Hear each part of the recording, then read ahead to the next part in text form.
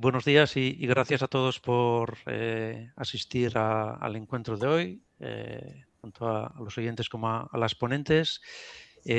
Antes de dar inicio al encuentro, quería mencionar un par de puntos. Uno es que la reunión va a ser grabada, de forma que luego pueda difundirse, creo que vía YouTube. Y segundo punto, quería recordaros que el 31 de mayo cierra el Early Bird Registration para el Congreso del PSE, el Surface Engineering, que este año tiene como country partner a Iberia, incluyendo España, en el que participan apoyado tanto por CITES como por Sociemat. Volviendo a la jornada de hoy, vamos a versará sobre recubrimientos y tratamientos superficiales para aplicaciones en biomedicina. Tenemos a dos ponentes, lo vamos a organizar en estas dos ponencias en una exposición 20-25 minutos, seguida de 5 minutos de preguntas que se pueden hacer directamente. En este caso, por favor, levantar la mano o vía chat. Y sin más, damos la bienvenida a la doctora Ana Conde del Campo, investigadora responsable del Grupo de Corrosión y Protección de Materiales en el Centro Nacional de Investigaciones Metalúrgicas, en CENIM, que nos va a hablar hoy de superficies metálicas en entornos biológicos, de la corrosión a la lucha contra la infección. Ana, cuando quieras. Muchas gracias, Íñigo. Voy a compartir la presentación.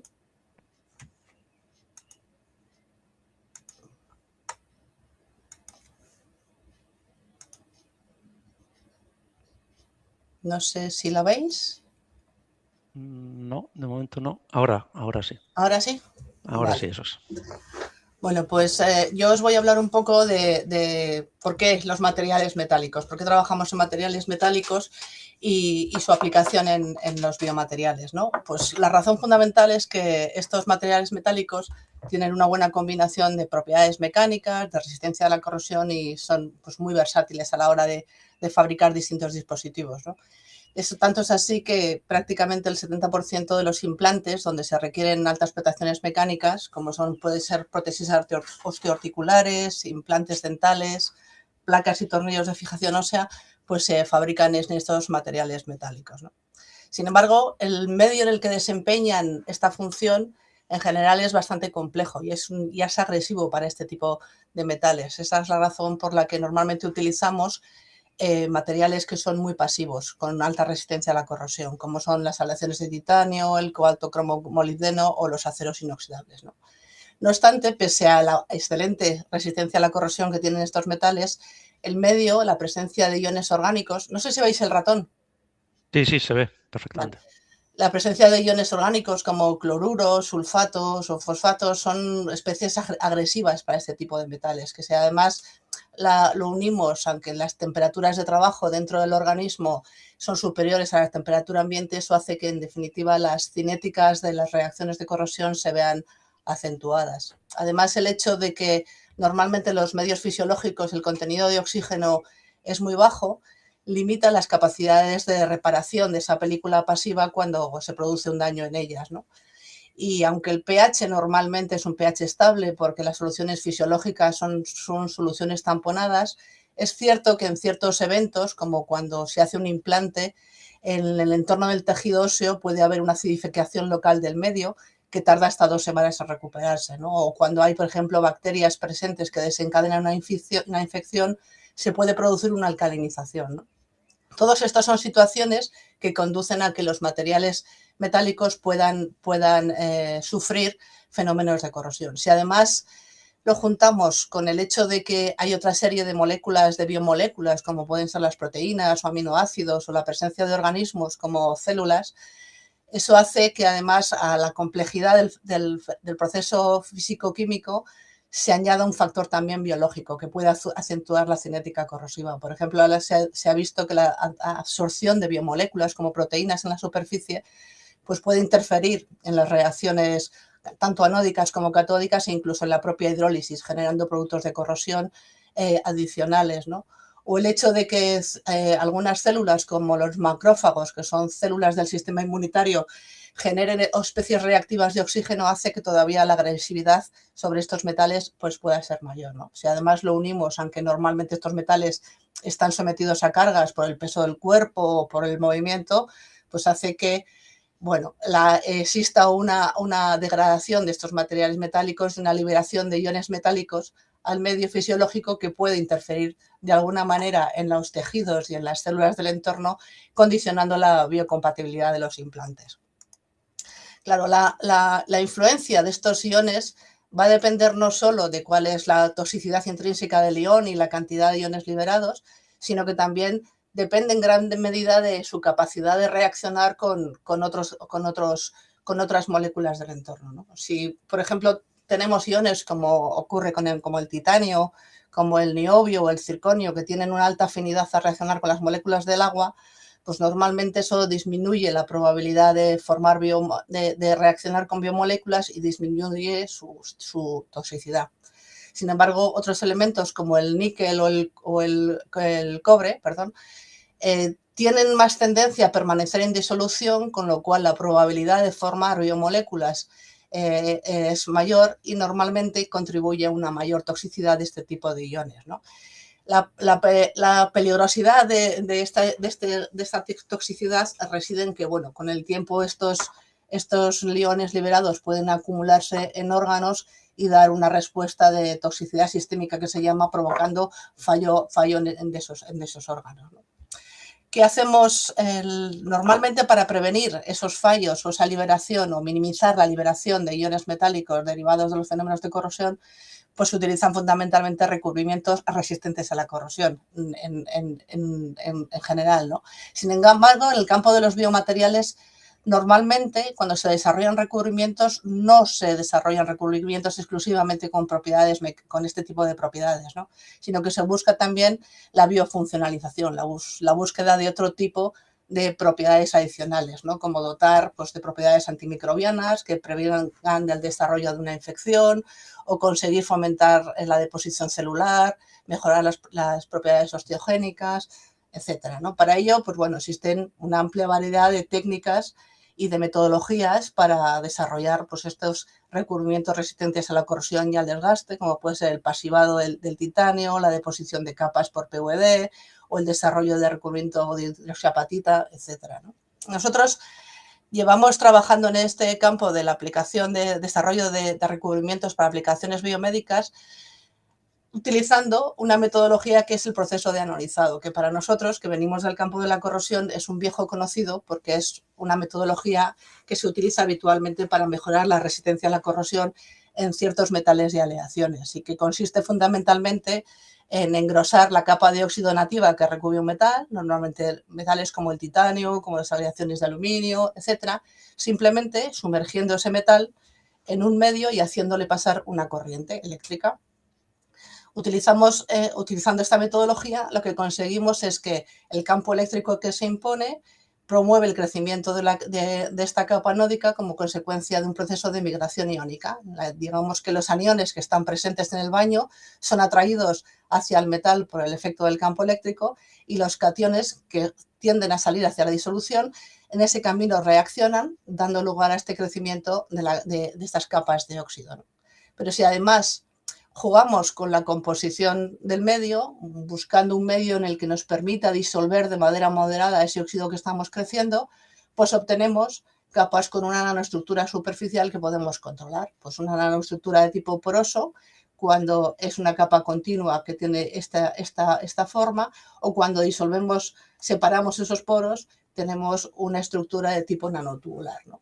Además, eligiendo la composición del baño, somos capaces también de incorporar ciertos aniones a esa capa anódica que estamos creciendo, ¿no? Pues esta estrategia fue la que nosotros decidimos utilizar para conseguir propiedades antibacterianas y osteogénicas en aleaciones de titanio. Utilizando un medio que fundamentalmente contenía un fluoruro de amonio y un difosfato amónico, conseguíamos incorporar flúor y un fosfato en estas capas anódicas que crecíamos. El flúor es un elemento altamente oxidante que tiene unas fuertes propiedades antimicrobianas, y el fosfato tiene la ventaja de que nos puede servir como un precursor de la hidroxiapatita y, por tanto, favorecer la generación de hueso. Pues aplicando esta técnica, lo que conseguíamos es crecer este tipo de capas de estructura nanotubular que llegan a tener un espesor, les podemos controlar su espesor y alcanzar hasta espesores de 1,5 micras, y que tenían un contenido de flúor del orden del 6% atómico y de fósforo del 1% atómico aproximadamente, ¿no? La distribución que tiene estos dos elementos en la capa anódica viene determinada por su radio atómico, de tal manera que al imponer el campo eléctrico, elementos como el flúor, que tiene un radio atómico más pequeño, se incorporan en la capa anódica con un gradiente de composición, generando una capa enriquecida en contacto con el sustrato, mientras que el ion fosfato, al tener un radio atómico mayor, queda más adherido, más incorporado en la superficie de esta estructura nanotubular, ¿no? Evaluamos in vitro cuál era la capacidad precisamente antibacteriana y osteogénica de estas capas, y lo que veíamos que en 2 especies de bacterias, el Staphylococcus aureus y el Epidermidis, que son responsables de infecciones protésicas, veíamos que normalmente hay una disminución de la adherencia bacteriana en las muestras que tienen incorporado solo flúor en este caso, y en este caso con flúor y el fósforo, ¿no? Y que además, cuando estudiábamos la proliferación celular y la mineralización ósea, observábamos que efectivamente en estas capas que tienen un flúor y fósforo en su composición con esta estructura nanotubular, pues realmente la mineralización ósea se mejoraba de manera notable con respecto a las muestras de titanio que no tenían ningún tipo de tratamiento, ¿no? También quisimos determinar si esta nanoestructura es viable para ser utilizada como carga y liberación de fármacos, porque de alguna manera, si éramos capaces de incorporar algún antibiótico dentro de esa nanoestructura y teníamos una liberación más o menos sostenida de dicho antibiótico, tendríamos una capacidad para controlar una infección en el caso de que bacterias se adhirieran a esa superficie del implante, ¿no? De tal manera que cargamos con 2 tipologías de antibióticos, con vanconicina y megentamicina, y pudimos comprobar que efectivamente hay una liberación sostenida durante 4 horas del antibiótico, ¿no? Y cuando evaluábamos ese antibiótico cargado en los nanotubos en 3 especies bacterianas que causan infección protésica, lo que veíamos es que la eficacia de ese antibiótico no se había perdido por el proceso de carga en el nanotubo. En todas las 3 especies bacterianas veíamos que más del 90% de las bacterias que se habían adheridas en superficie están muertas, ¿no? Tuvimos la oportunidad de hacer un ensayo en vivo y determinar cuál era la capacidad de integración de estos anodizados cargados con flúor y dopados con flúor y fósforo, y veíamos que tanto la densidad relativa ósea mejoraba con respecto al titanio que no está anodizado, y el espesor del hueso que crece en torno a la zona del implante tiene un espesor que es aproximadamente el doble del que crece en un implante que no está tratado superficialmente, ¿no? Y es que además, cuando inducíamos una infección en la superficie de los implantes utilizando una cepa clínica de Staphylococcus aureus que habíamos extraído de un paciente de 80 años que había desarrollado una infección de cadera, pudimos comprobar que si el implante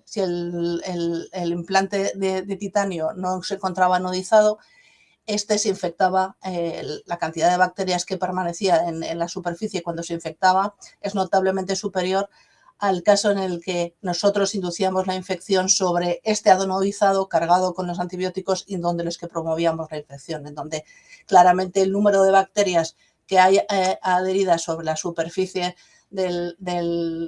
tanto del implante como del hueso periprostético es la misma que en el caso del nanotubo cargado con antibióticos, pero sin la infección inducida, con lo cual realmente comprobamos que incluso en el modelo animal este antibiótico cargado en los nanotubos es eficaz frente a una infección de Staphylococcus aureus desarrollada por una cepa clínica. Claro, una vez pues, animados con estos resultados, quisimos ver si éramos capaces de utilizar esta estrategia con otro tipo de materiales que también se emplean dentro del sector biomédico, como son los aceros inoxidables, ¿no? Y aquí nos enfrentábamos con un reto importante porque, en principio, no todos los materiales metálicos son nanoizables.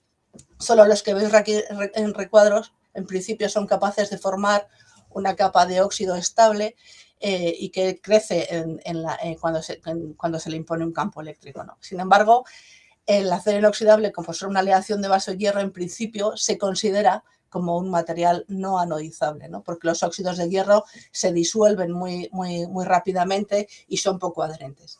Sin embargo, en el 2020 apareció un trabajo del grupo de Kawasaki en el que hablaba ya de las primeras capas anódicas crecidas sobre hierro puro, ¿no? Y basado un poco en las ideas que plasmaba en este trabajo, empezamos a trabajar con los aceros inoxidables austeníticos, con el 316L y con el 304.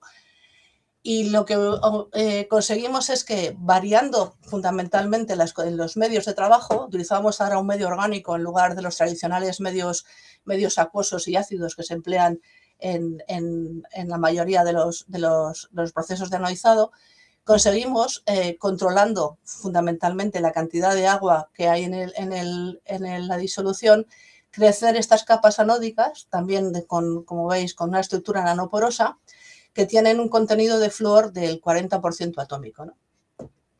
Cuando evaluábamos cómo se incorporaba este flúor en las capas, veíamos que se nos formaban fluoruros, al igual que ocurría en el titanio. Sin embargo, la gran diferencia que hay entre los dos metales es que, mientras que en el titanio tenemos eminentemente una capa de TiO2 con una pequeña proporción de fluoruro de titanio, en los análisis de RBS nos permitían observar que realmente lo que estamos creciendo en un acero inoxidable es una capa que fundamentalmente es el 70% está formada de fluoruro de hierro, fluoruro de cromo y fluoruro de níquel. Y en una menor proporción tenemos óxidos en su composición.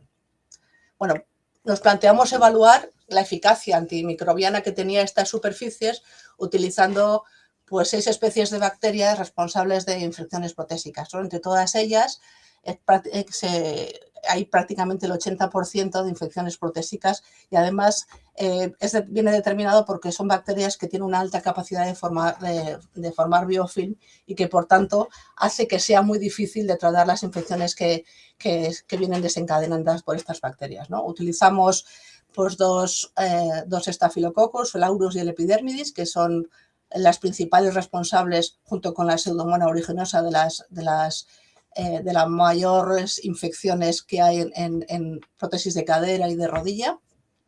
Utilizamos también el Cutibacterium accens porque es el responsable de las infecciones que predominan en hombro, y la importancia de este tipo de diferentes tipos de bacterias es que la vía de infección es muy diferente. En unos casos es intraoperatoria, es decir, se pueden desarrollar una infección en el propio momento que se realiza la cirugía, dando lugar a infecciones tempranas, y en otros casos pues bien son infecciones que son adquiridas porque vienen de otras zonas de otras infecciones que tiene el paciente, pero que acaban depositándose sobre la superficie del implante y pueden desarrollar una infección de la prótesis, ¿no? Además, algunas de ellas son bacterias que están incluso presentes en el propio piel del paciente.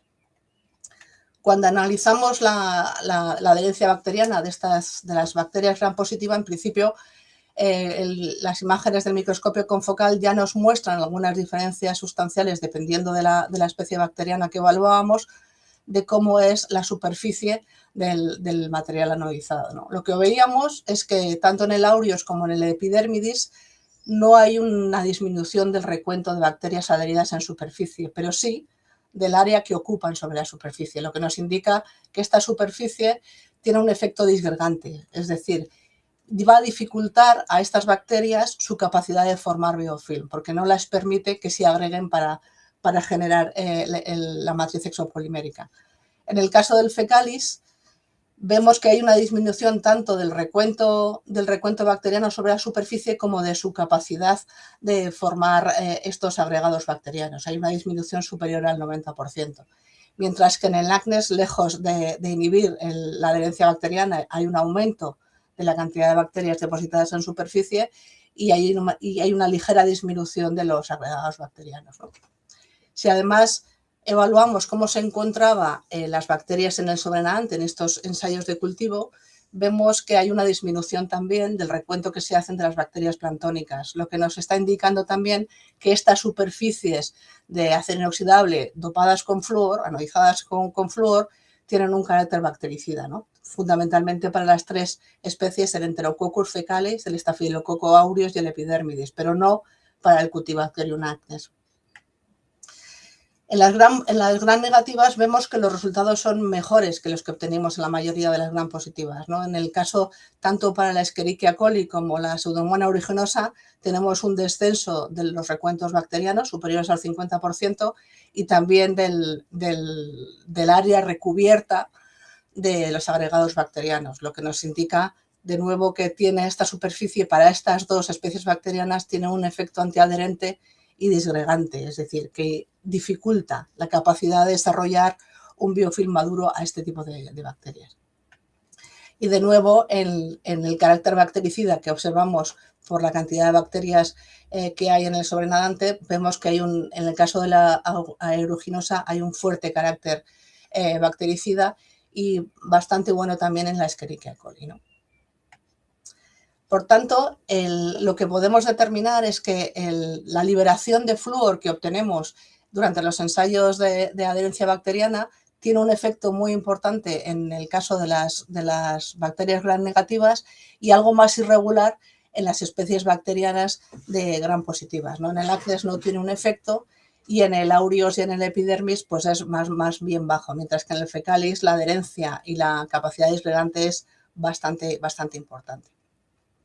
Los estudios de biofilm corroboraban un poco esta tendencia que veíamos del efecto disgregante, ¿no? Veíamos que efectivamente en el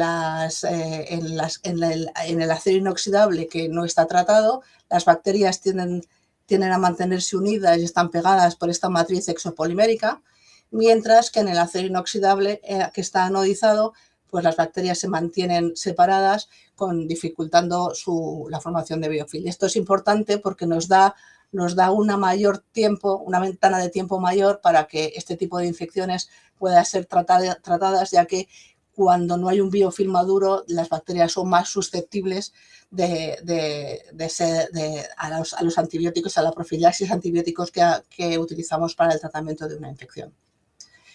Claro, Ana, ahora evaluamos... 5 minutos, por favor. Vale, sí. Cuando evaluamos la liberación de iones, lo que vemos es que en los ensayos de liberación hay un aumento de la liberación de iones, tanto de cromo y de níquel, que se corresponden precisamente con ese aumento de la liberación de flúor en su composición, ¿no? En la liberación de flúor al medio. Esto es, si bien en el caso del cromo, aunque los valores están por encima de los que se describe en la bibliografía como niveles de toxicidad en el suero, bien es cierto que los cationes que tenemos en este tipo de condiciones es cromo 3, no un cromo 6, con lo cual el catión, esto no sería un problema. Pero si nos fijamos en los contenidos liberados de níquel, sí que superamos con creces los de toxicidad del níquel, lo cual en principio es una mala señal para este tipo de tratamientos superficiales. Y cuando evaluamos, digamos, la citotoxicidad, lo que vemos es que hay una reducción en la viabilidad celular del 31%, que aunque la norma específica nos clasifica este tratamiento con un grado 2 y un grado leve, pues digamos no es una de las situaciones idóneas, ¿no? Por esta razón, quisimos plantear que quizás este tipo de tratamiento sería mucho mejor para la prevención de transmisiones indirectas de infecciones en entornos médicos, ¿no? Este tipo de material se emplea pues, en la fabricación de material quirúrgico, pero también de mucho equipamiento auxiliar, ¿no? A través del cual se desarrollan muchas infecciones nosocomiales, infecciones que están relacionadas con asistencia sanitaria y que adquieren pacientes que pues, tienen largas estancias, que permanecen durante largo tiempo en el hospital. Entonces, evaluamos este tipo de tratamientos con estas bacterias ambientales responsables de estas infecciones relativas a la asistencia sanitaria, que en muchos de los casos están determinadas o clasificadas por la OMS como de prioridad crítica, porque no tenemos antibióticos capaces de controlar este tipo de infecciones. Y fundamentalmente evaluamos frente a la Stenotrophomonas maltophilia, que es responsable de todo tipo de infecciones y que no se sabe muy bien cuál es su vía de contacto. Y que es una especie que es muy resistente, que genera mucha resistencia frente a los antibióticos. Y el Acinetobacter baumannii, que es responsable de muchas de las infecciones de neumonías, de septicemias, meningitis y endocarditis que se desarrollan en hospitales. Además, es una cepa que, aunque ella no es muy virulenta, tiene la característica de aumentar la agresividad de las cepas que sí son responsables de estas infecciones, ¿no? Y luego la Burkholderia, que se ha descrito como una de las principales especies que contamina por fomites. Los resultados que vimos en este caso es que tanto para la aeruginosa como para el Acinetobacter baumannii hay una reducción muy sustancial de los dos efectos, del recuento bacteriano y de los agregados bacterianos. Y en la maltofilia, digamos, y en la Burkholderia cepacia hay una menor disminución en el recuento bacteriano, pero sí que es sustancial su importancia en la reducción de los agregados bacterianos, de la dificultad de formación de biofilm. Y estas superficies anodizadas de acero inoxidable con flúor sí tenían un potente carácter bactericida de cara a estas tres especies bacterianas, mientras que no lo tenían para Burkholderia cepacia, con lo cual, en principio, este tratamiento sí sería interesante para un control de las infecciones transmitidas de manera indirecta a través de superficies contaminadas, ¿no? Bueno, simplemente para terminar, os dejo aquí algunas de las conclusiones que hemos visto en nuestro trabajo, que es posible ejercer capas nanoestructuradas dopadas con flúor en su composición, que dota de propiedades antimicrobianas a distintas superficies metálicas, como las aleaciones de aluminio y los aceros inoxidables austeníticos, que el contenido de fósforo que incorporamos y la composición en la que se incorpora la capa anódica depende mucho de las condiciones y del tipo de material, y que de alguna manera esa condiciona de la citotoxicidad del tratamiento que aplicamos, y que la eficacia de estas propiedades antimicrobianas depende fuertemente del tipo de patógeno que estamos evaluando. Y nada más. Eso es todo. Muchas gracias por vuestra atención y bueno, estos son los proyectos con los que hemos podido desarrollar a lo largo de todos estos años nuestra investigación. Muchas gracias. Muchas gracias, Ana. Pasamos al turno de preguntas. No sé si tenemos preguntas por parte de los oyentes. No veo. Sí, Juan Carlos, ahora sí, ahora lo veo. Sí, Juan Carlos, por favor. Hola, buenos días. Pues encantado de haber podido escuchar este bonito trabajo del grupo de Ana Conde. Muchas gracias, Ana, y me alegro de verte. Y tenía curiosidad, ¿habéis hecho estudio de la liberación del flúor? O sea, en cuanto ¿cuánto tiempo tarda en digamos, alcanzarse el agotamiento de esa liberación? Vale, los estudios de liberación lo hemos hecho, primero lo hemos hecho en el momento de los ensayos de adherencia bacteriana, que eso normalmente son a los 90 minutos ya analizamos la cantidad de flúor que se ha liberado, un poco por correlacionar con la eficacia antibacteriana de los tratamientos, y luego hemos hecho ensayos a tiempos más largos, hemos hecho hasta un mes y todavía se sigue liberando flúor. Piensa que en el caso del titanio, la capa es muy gruesa, la capa tiene casi 1,5 micras. Y aunque sí que hemos hecho estudios, por ejemplo, después de haber hecho el análisis bacteriano, cómo se altera la capa, con el RBS todavía el contenido de flúor es muy alto.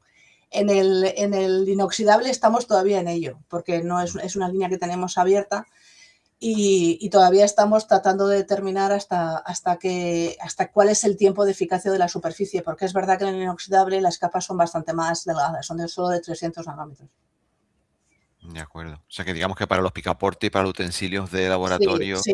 A ver, ahí sería. claro, después de haber visto los datos de citotoxicidad que vimos, pues hombre, aunque la norma te lo admite, a mí me deja como muy, nos dio mucho bajón en ese sentido, ¿no?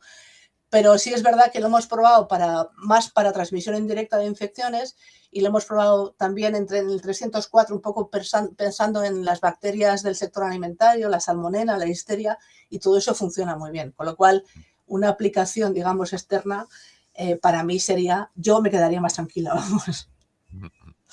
De acuerdo, muchas gracias, Ana. No. Muchas gracias. Ramón, tienes la mano levantada. Hola, Ana, muchísimas gracias por la presentación. Yo de lo poco que recuerdo que sé del anodizado, también desde las superficies, es que tú podías, no, a lo mejor no lo has dicho y me lo he perdido, pero que tú puedes controlar el tamaño de los poros, incluso Sí, la longitud de esos poros sí, en función de incluso el precursor que utilizas claro, para hacer el anodizado. ¿Habéis hecho sí. algún estudio de cómo esa geometría de tamaño de poro, de interconexión, afecta tanto la liberación como la protección de vuestras estructuras metálicas? Sí, como bien dices, el diámetro del poro y el espesor de la capa depende de las condiciones que impongas, de los parámetros eléctricos que impongas, fundamentalmente el voltaje y del medio en el que estés creciendo, porque el medio es el que te va provocando, te va generando el equilibrio entre el crecimiento y la disolución que va ocurriendo en ese medio. Entonces, nosotros al principio, muy al principio de esta línea de trabajo del titanio, sí que hicimos un estudio de cómo influye el diámetro de poro en la adherencia bacteriana, porque había mucho debate si es la nanoestructura, si es el componente del flúor y demás. Incluso conseguimos crecer capas barreras sin ningún tipo de nanoestructura con flúor incorporado. Y esos primeros estudios que hicimos jugando con medios, jugando con distintos voltajes, sí fueron los que nos permitieron determinar que realmente el papel efectivo antibacteriano es el del flúor, no el de la nanoestructura. Vale, vale. Perfecto. Y puedo hacer una pregunta muy corta nada más, que es que siempre tengo la misma duda cuando hablamos de implantes metálicos, y es, por ejemplo, el titanio. Cuando tú lo quieres utilizar para un implante en el cuerpo, lo que sea, está el problema de que de las propiedades mecánicas del titanio no se parecen a las del hueso. O sea, el Claro, famoso el stress shielding, sí. ¿eso lo habéis también tenido en cuenta o cómo lo podéis A evitar, ver, digamos? nosotros, una vez que definimos este tipo de tratamientos, lo que hicimos es, vamos a variar composiciones de aleaciones de titanio para jugar con aleaciones de titanio que tengan un módulo de Young más similar al del hueso. Entonces trabajamos en titanio niobio-circonio y el mismo tipo de capas lo probamos y es factible. Ahora tenemos una línea en la que vamos a desarrollar nuevas aleaciones de titanio. Tenemos un proyecto concedido de titanio tántalo y demás, precisamente en conseguir reducir el módulo de Young, pero también trabajamos con fabricación aditiva. Trabajamos Eso, vale, claro, claro, conseguir, ahí quería llegar. un mejor ajuste mecánico a través de la fabricación de scaffolds y diferentes microestructuras. Y ahí vimos una cosa muy interesante. Cuando tú fabricas una aleación de titanio por aditiva, al final generas una rugosidad superficial que es muy elevada. Y aunque haces tratamientos superficiales para tratar de minimizar esta rugosidad superficial, al final la velocidad de corrosión de esa superficie de titanio fabricada por aditiva es mayor que la de un titanio convencional. Entonces, cuando hacíamos los tratamientos de anodizado, conseguíamos no solo darle unas propiedades de resistencia a la corrosión análogas a la de un titanio producido de manera convencional por forja, sino que además le dábamos esta biofuncionalización superficial. Muy bien, pues muy interesante. Muchas gracias, Ana. Nada, vosotros, y gracias por la invitación. Nada, faltaría.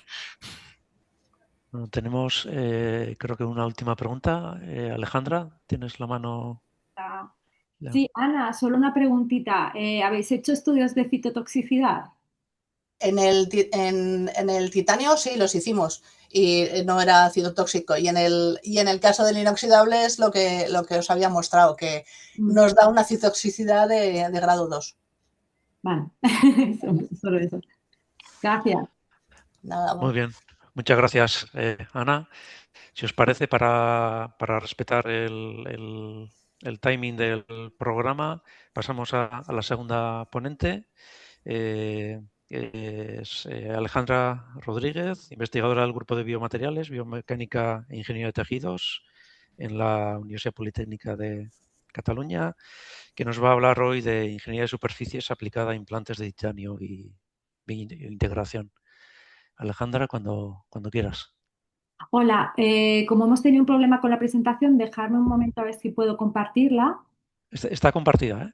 La estoy compartiendo yo como vamos a... Una de Ramón. Ramón, te contestaba tu mensaje que déjame a ver si puedo Vale, perfecto. Lo dejo de compartirla. compartir, claro, sin problema. Vale.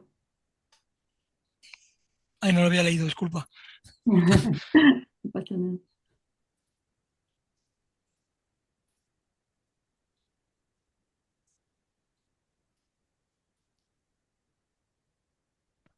De momento no vemos nada. Voy. Un momentito. Aquí está.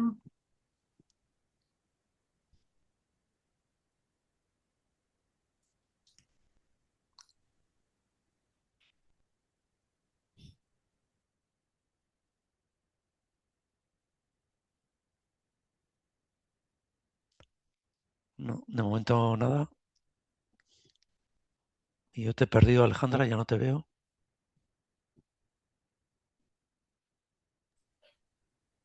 Alejandra no está. Alejandra, ¿nos escuchas?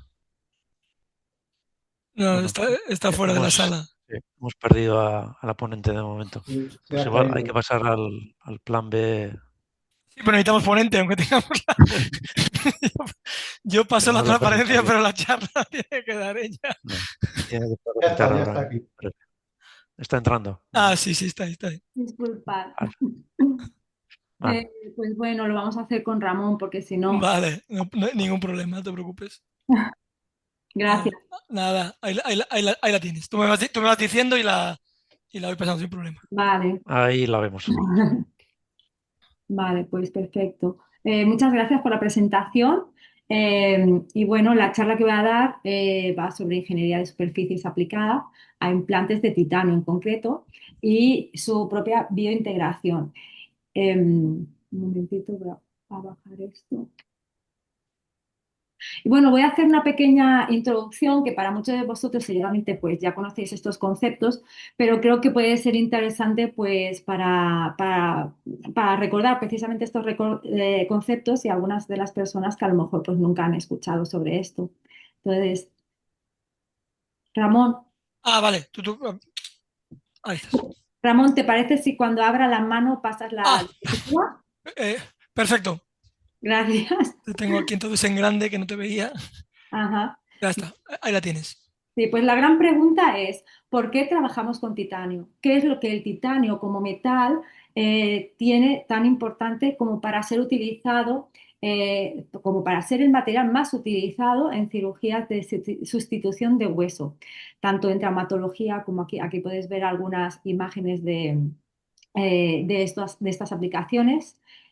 Odontología, sustitución de implante dental, los discos intervertebrales, incluso los stents cardiovasculares. Aquí a la derecha muestro una imagen de un titanio poroso que es producido por Ames Médica con los que tenemos una beca de investigación. Y este producto se utiliza para alinear el hueso del pie. Cuando hay algún juanete o el hueso está torcido, se utiliza la cuña para alinear este mismo hueso. Y es que el titanio tiene unas propiedades muy determinadas, entre ellas, dentro de las propiedades mecánicas, en concreto el módulo elástico. Y es que el titanio tiene, es que como la pantalla está un poco diferente, gracias. Perdona. Bueno, el módulo elástico. El titanio es, dentro de los metales que se utilizan dentro de este campo, es el que tiene el módulo elástico más bajo. ¿Y esto por qué es importante? Porque dentro de las características del hueso, el módulo elástico de este está aproximadamente entre un 10 y 30 gigapascales. Esto estamos hablando del hueso cortical. que es aquel que, como vemos aquí abajo en la pantalla, es el de la corteza, el de la parte exterior del hueso. En la parte interior, el hueso trabecular, que es poroso, tiene un módulo de Young, un módulo elástico mucho más bajo, de alrededor de 3 gigapascales. Así que cuando hacemos esa visión general comparando con otros metales y otras aleaciones, el titanio sí que es verdad que es el que tiene el módulo elástico pues, más aproximado a sus valores. Sin embargo, sigue habiendo esta problemática, que es el que Ramón ha comentado antes en la pregunta a Ana, el efecto de apantallamiento de tensiones o stress shielding effect. Y la pregunta es, ¿qué significa esto? ¿No? Cuando incorporamos un metal, o bueno, en este caso un implante de titanio dentro del cuerpo, lo que va a pasar es que este metal va a acaparar todas las tensiones que el cuerpo está sometido. Entonces, este acaparamiento de tensiones va a hacer que el tejido circundante quede totalmente relajado. La consecuencia de esto es que las células no van a producir hueso. ¿Esto cómo se produce? Es a partir de los ostocitos, unas células que son muy importantes en este contexto porque son las que reciben el estímulo de esa tensión externa y a través de este estímulo ellas van a dar la información a los osteoblastos, que son las células que producen hueso, para que empiecen a mineralizar y producir lo que se llama la hidroxiapatita, que es la parte cerámica del hueso.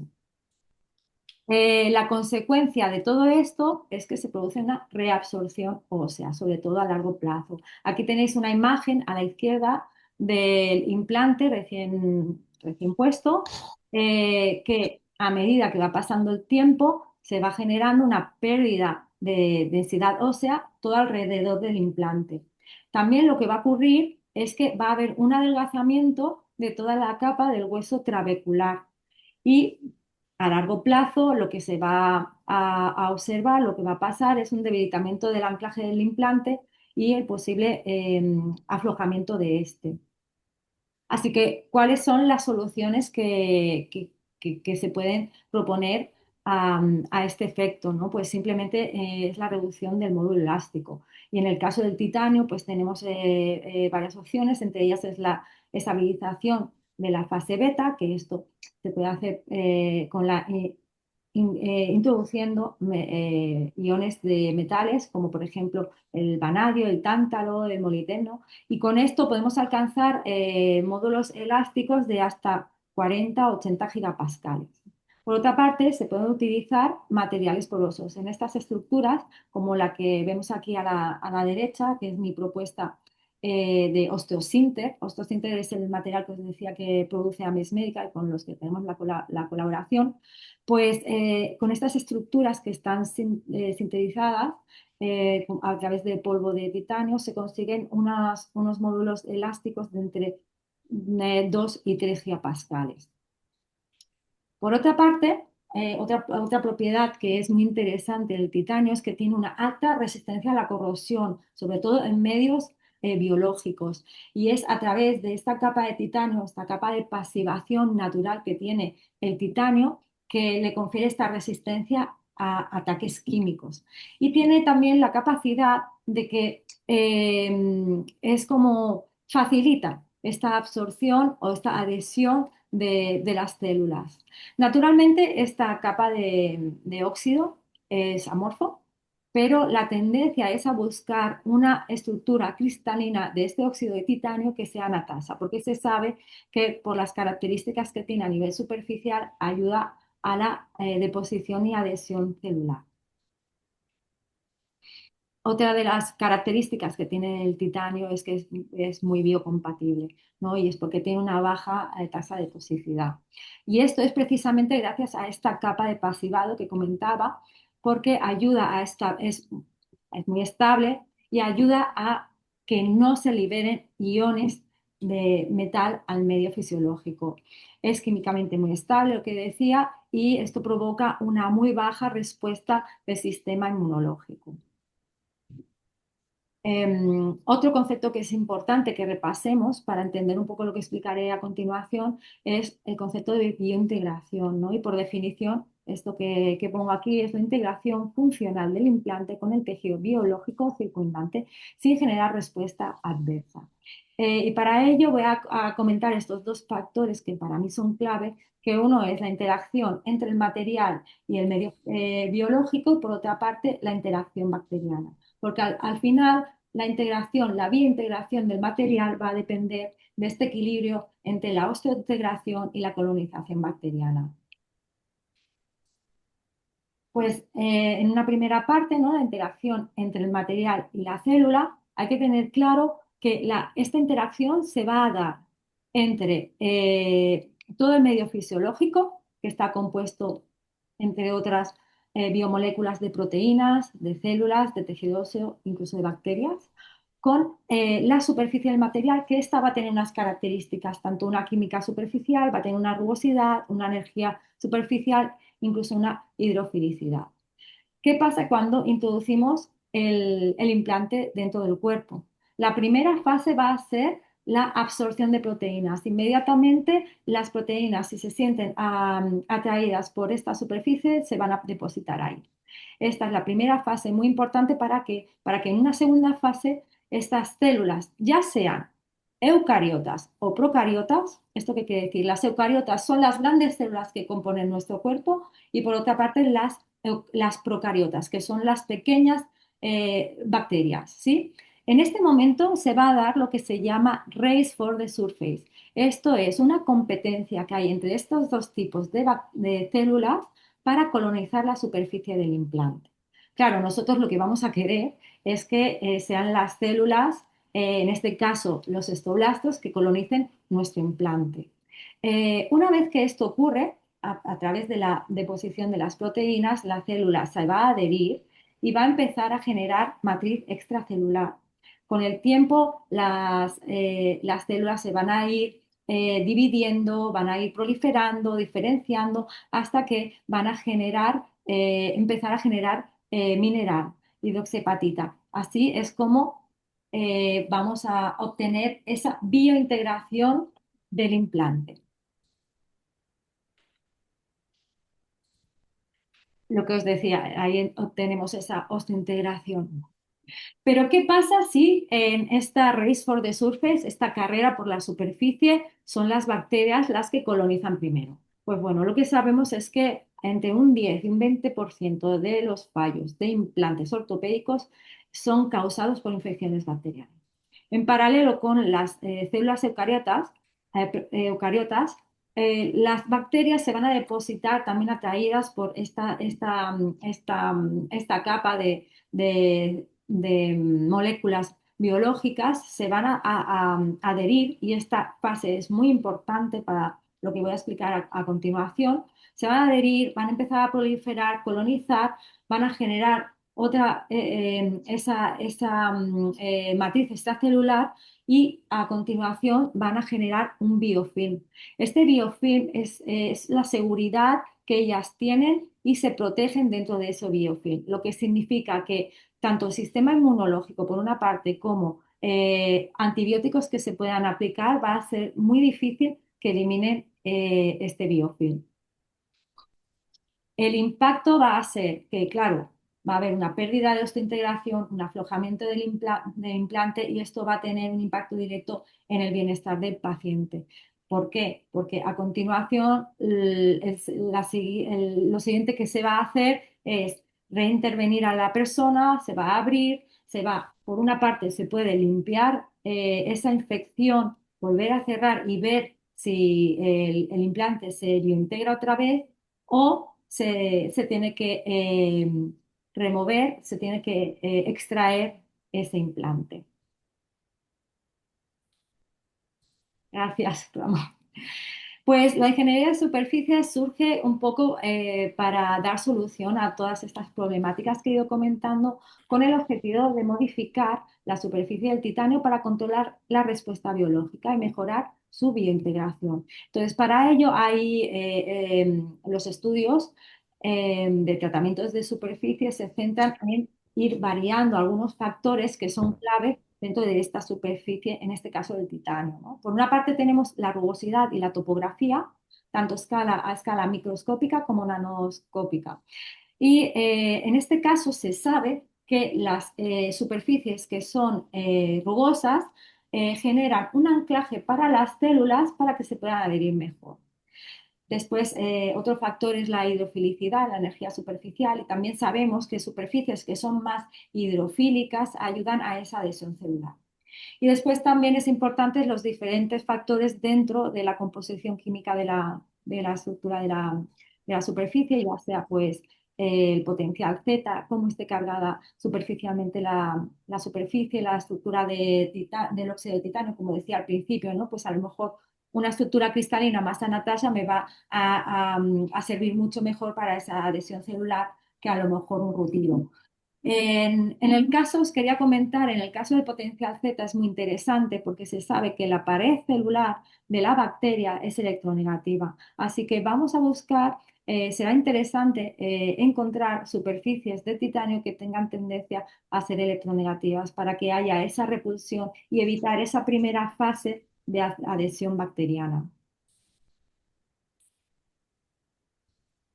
Bueno, dentro de la ingeniería de superficies pues encontramos diferentes tratamientos, entre ellos físicos, químicos y de biofuncionalización, en los que se van a ir buscando la variación de estos parámetros que he comentado anteriormente.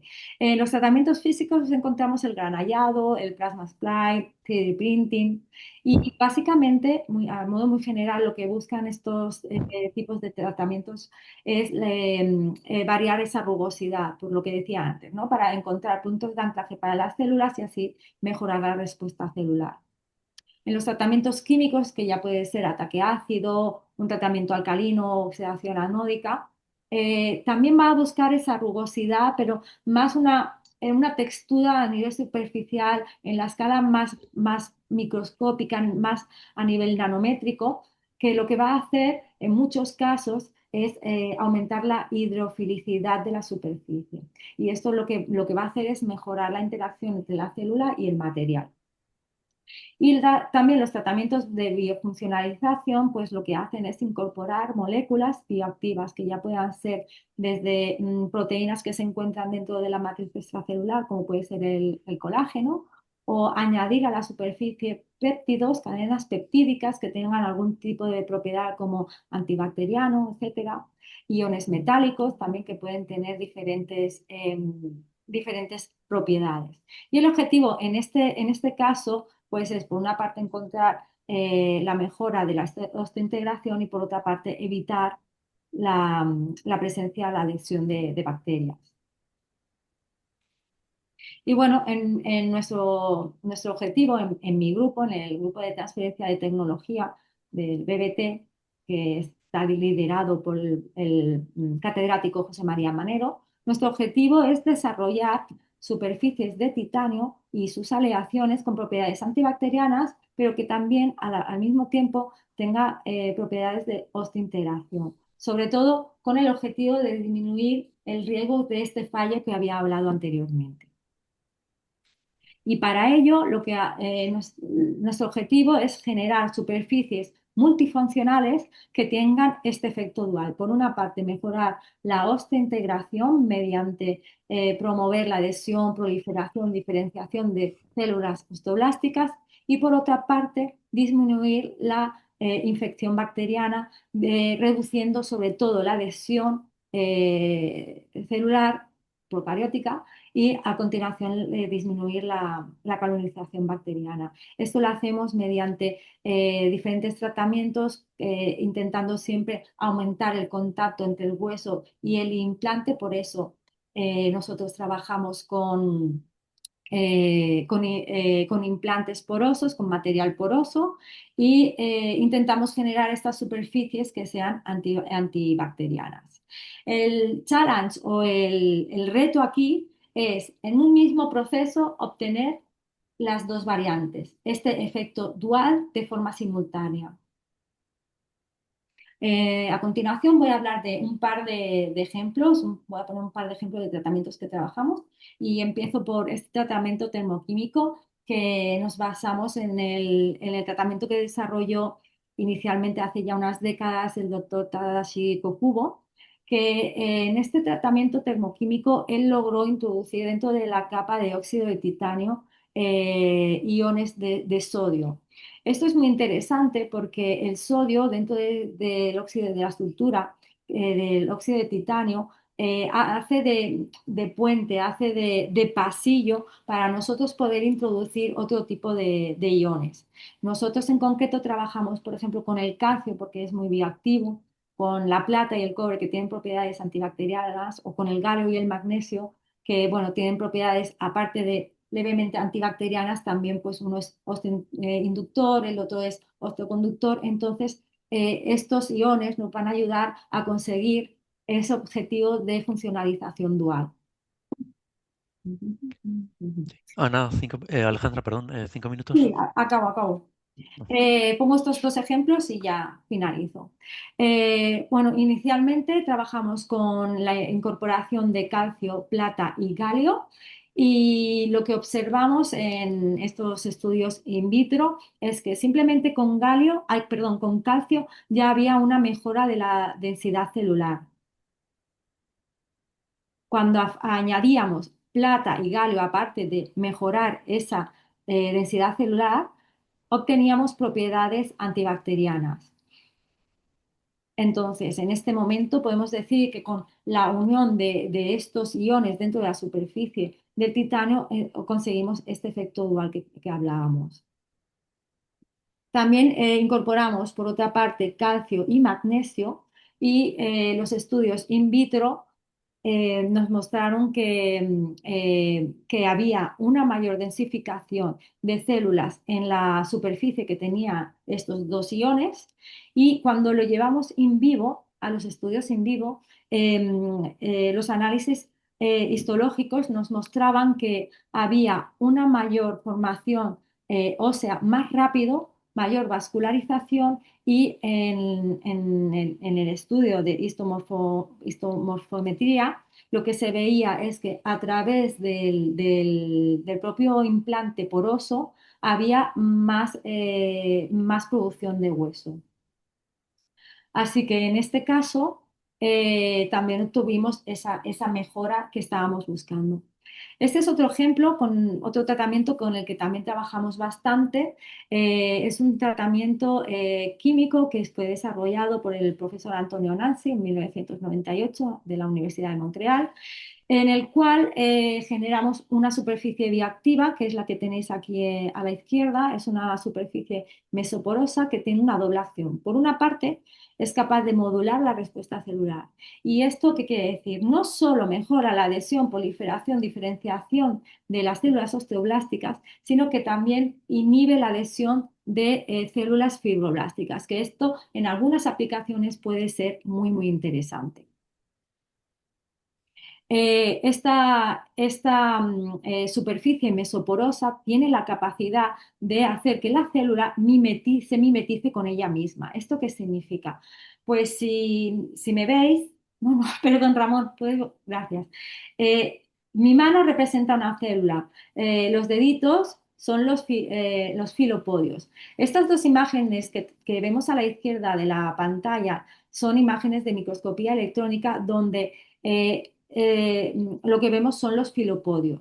Esta textura genera en la célula estas protusiones a escala nanométrica que se les ha llamado nanopodias y que nos indica cómo la célula es capaz de anclarse a esta superficie de forma, pues, como si dijéramos, la célula se siente muy a gusto. Cuando hacemos el estudio de fluorescencia, lo que vemos es que hay un aumento de las adhesiones focales, tanto de número como en maduración. ¿Eso qué quiere decir? En maduración quiere decir que la tendencia es que sean mucho más largas. La proteína es la vinculina, que es la que la célula a través de ella se une a la superficie del titanio. En general, lo que quiero decir con esto es que estas células, las osteoblásticas, se sienten realmente a gusto en esta superficie. La segunda propiedad que nos confiere esta superficie mesoporosa es propiedades antibacterianas y antifúngicas. Entonces, me va a quedar sobre todo en la imagen de arriba, que es del compañero Fabio Variola del 2014. Él lo que cogió es una placa de titanio y atacó la mitad de la superficie. Entonces, la parte de la derecha, que pone titanio nano, es la que tiene la superficie mesoporosa. Aquí hay una reducción del número de bacterias de más de un 90%. Esto ocurre también con hongos y con bastantes tipos diferentes de cepas bacterianas. Así que en este caso también se ha conseguido este efecto dual entre la mejora de la osteointegración y al mismo tiempo evitar la colonización bacteriana. Y bueno, ya con esto acabo, que es un poco quería hacer la reflexión de la industrialización de los procesos. Nosotros como trabajamos en esta transferencia de tecnología entre lo que hacemos en el laboratorio de forma científica a empresas, nos es importante que los procesos en los que trabajemos cumplan unos requisitos para poderlos industrializar. Entre otros, estos que he listado aquí, ¿no? Reproducibilidad a escala industrial, bajo coste de producción, procesos que sean rápidos, evitar procesos con productos tóxicos, la compatibilidad con las normas internacionales y la estabilidad y la seguridad a largo plazo. Yo de estos me quedo prácticamente con dos, y es que los procesos, cuanto más simples y más rápidos, son los que más fácilmente se van a poder llevar a cabo a nivel industrial y se van a poder comercializar. Y bueno, pues hasta aquí mi charla. Espero que os haya gustado. Muchas gracias por la atención, y si tenéis alguna pregunta, yo estaré encantadísima de responderos. Muchas gracias por la presentación, Alejandra. Muy Gracias. interesante. Pasamos al ruego de preguntas. A ver si tenemos alguna pregunta. Juan Carlos. Gracias, muchas gracias Alejandra por tu presentación, me ha parecido muy interesante. Tenía preguntitas cortitas del último ejemplo que has puesto del Sí, misoporoso. No sé si sí. has dado qué rango de tamaños de poro tienes en ese caso y cuál es la rugosidad superficial. Sí, es una superficie mesoporosa. El diámetro de poro es aproximadamente unos entre 15 y 20 nanómetros, y la rugosidad también está por ahí, ¿eh? Creo recordar que está entre 20 nanómetros, porque coincidía mucho el diámetro con la rugosidad. Sí, estos son los resultados de AFM, y, y sí, aproximadamente 20 nanómetros. Y relacionada con esta, la segunda preguntita, Sí. ¿afecta a la velocidad de corrosión esta presencia de esta estructura porosa? ¿Habéis medido Mira, la velocidad de corrosión me con encanta. respecto a una que no tenga esa nanoestructura? Claro, me encanta porque no hemos hecho estudios de corrosión, y esto sería muy interesante, así que me lo apunto. Eh, pero mira, me atrevo a decir que posiblemente esté o a la par o mejor incluso, porque a nivel de espesor aumenta nanómetros con respecto al óxido de titanio natural del titanio.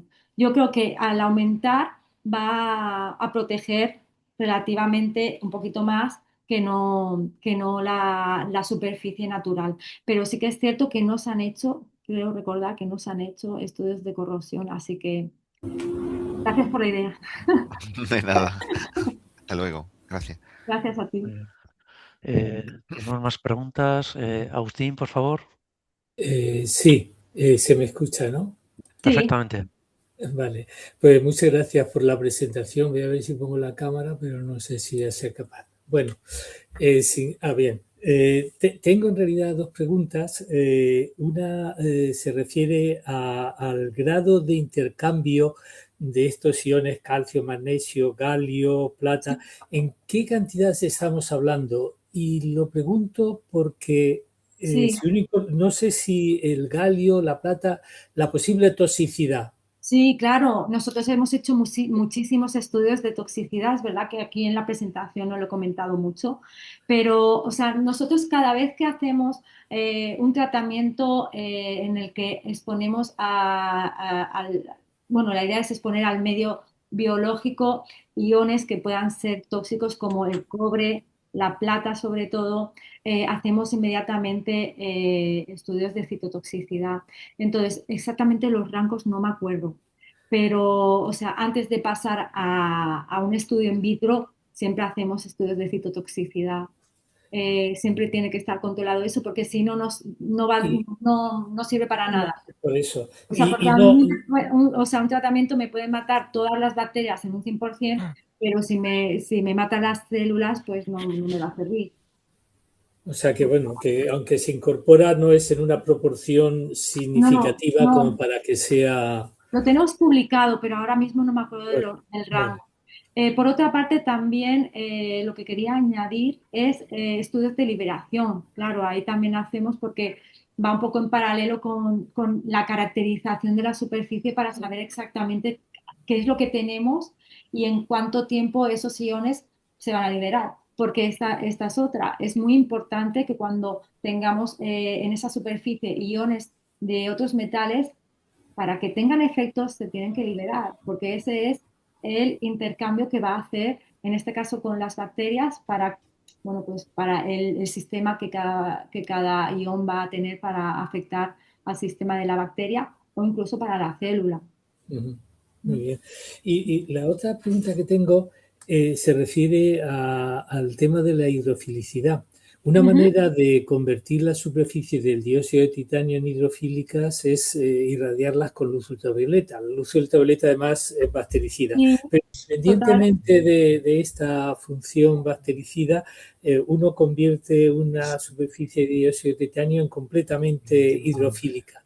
Dura eso un cierto tiempo. ¿Habéis visto eso sistemáticamente? ¿Esa Pues función o esa capacidad? Sí, tanto con ultravioleta como con plasma. Sí. Sí, sí, sí. O sea, de hecho, estamos trabajando en la sinergia entre este tipo de radiación con la propia nanocavitación.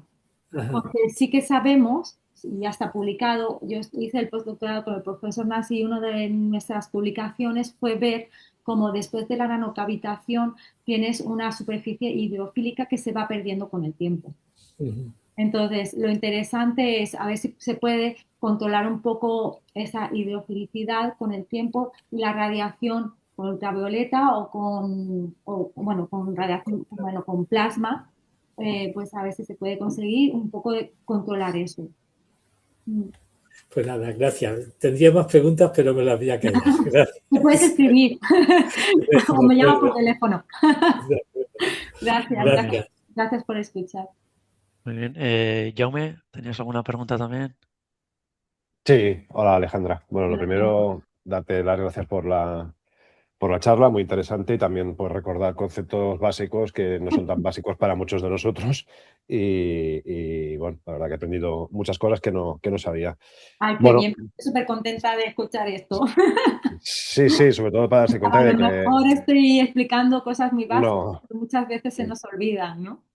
Bueno, claro, los que venimos de ciencia de materiales, la parte biológica, o al menos en mi caso, Claro. me pierdo un poco, y entonces está muy bien también entender todas esas interacciones tan complejas, ¿no? Con el medio fisiológico. Claro. No, yo lo que te quería preguntar era esta superficie nanocavitada, ¿no? Que habéis Sí. desarrollado. Y ya que estáis en vuestro grupo, pues están en contacto con las empresas, si esto ha tenido alguna aplicación ya en el mercado, en algún producto, si lo puedes decir, ¿eh? No sé si hay alguna cosa de confidencialidad con Estamos alguna empresa trabajando o en no. ello y estamos trabajando también en patentar. Mm. Y Muy hasta bien. aquí puedo contar. Y hasta aquí puedes contar. Que no me dejan, yo lo contaba. Porque para mí mi idea de lo que es divulgación científica es el poder, ya que estamos avanzando en un camino, poderlo compartir y que se pueda utilizar. Pero si se patenta, se patenta. Nos callamos. Muy bien. Vale, muy bien, pues gracias, Alejandra. A ti. Chao. Bien. Ramón, ¿alguna pregunta Sí, tenías? nada, una muy cortita. Primero, darte las gracias, Alejandra, por aceptar la invitación. Es sobre la última cuestión que me parece muy interesante que has mostrado de los procesos de industrialización de este tipo de procedimientos. Eso lo quería engarzar con el primer ejemplo que has puesto, lo que contaba antes Agustín de la incorporación de los iones. ¿Eso cómo se puede escalar? como es escalable ese proceso de intercooperación de esos iones de sodio, creo que hablabas, Claro. a un nivel industrial. ¿Cómo lo pensáis hacer? Sí, Ramón, me encanta tu pregunta. Y gracias por pasarme la diapositiva. De nada. Sí. Con la mano está bien un poco mareado. Pues mira, realmente el proceso de Cocubo es muy largo. Cuantos más iones queremos incorporar, se alarga un poco el proceso y eso es lo que limita un poco la aplicación a nivel industrial. Pues precisamente estamos trabajando en cómo optimizar el proceso disminuyendo tiempos. Porque desde las publicaciones de Cocubo vemos que a lo mejor algunos de los tiempos han sido muy generalizados de 24 horas y posiblemente no es necesario. Entonces estamos intentando disminuir lo máximo que podemos estos tiempos. Por eso explicaba que el tema de los tiempos en procesos que son muy complicados, esto dificulta mucho el poder llevarlo a la realidad, ¿no? Que es la industrialización en una empresa. Bueno, muchas gracias. A ti, gracias, Ramón. Muchas gracias, Alejandra. No sé si en el chat tenemos algún... No veo... ninguna. No veo. Vale. Muy bien, pues sin más, dar las gracias tanto a Alejandra como a Ana por sus ponencias, muy interesantes. Gracias a todos. Y a ti, Íñigo, por prestarte a moderar la sesión, que poco se habla del moderador, que ya tiene mucho trabajo también. Muchas gracias, Íñigo. Nada, que se me ha pasado presentarme al inicio. Yo soy Íñigo Gracelas del Grupo de Ingeniería de Superficies en Tecnalia. Gracias a todos los asistentes. Antes de despedirme, recordaros la oportunidad y animaros a registraros al PSE, Plasma Surface Engineering, en el 26, que va a tener lugar a finales de agosto, inicios de septiembre, en la que Iberia y por ende CITES y Socimat toman parte como partner countries. Y sin más, pues desearos buen fin de semana y esperamos veros en Portugalete en breve. Muchas gracias a todos. Muchas gracias Adiós. por la invitación. Muchas gracias. Hasta luego a todos. Hasta luego. Adiós. Chao.